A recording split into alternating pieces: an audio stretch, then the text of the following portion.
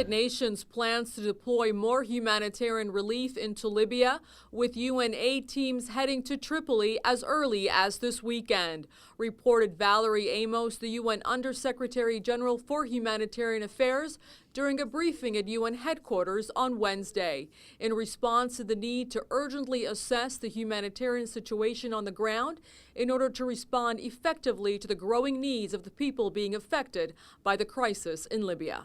I've just returned from a 2-day mission to Libya, during which I was able to visit Tripoli and Benghazi. My purpose was to secure agreements to establish a humanitarian presence in Tripoli and to push for a cessation of hostilities so that those trapped by conflict could leave and so that we could facilitate the delivery of much-needed humanitarian aid. The biggest challenge we're facing here is the number of third country nationals.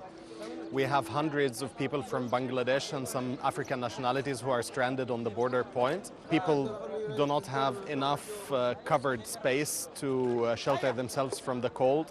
The temperature drops drastically in the evening. It becomes very, very cold. For the last 3 days, it was raining. According to UN estimates, nearly 500,000 people have fled Libya since the beginning of the crisis that began in mid-February, and reportedly causing about 330,000 people to be internally displaced, causing many to live in conditions without food, water, medicine, or other basic needs.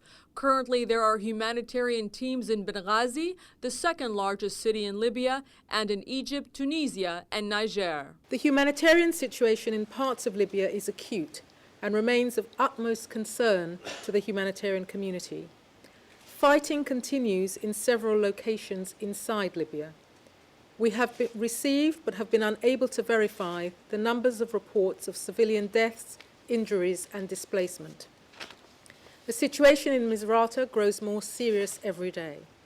And although the UN is unable to obtain verifiable numbers, clearly hundreds of people have been killed and wounded during the almost continuous fighting.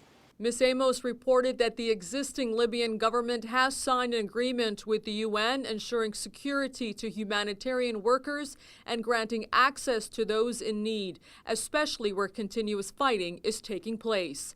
Afaf Kanja, South News, United Nations.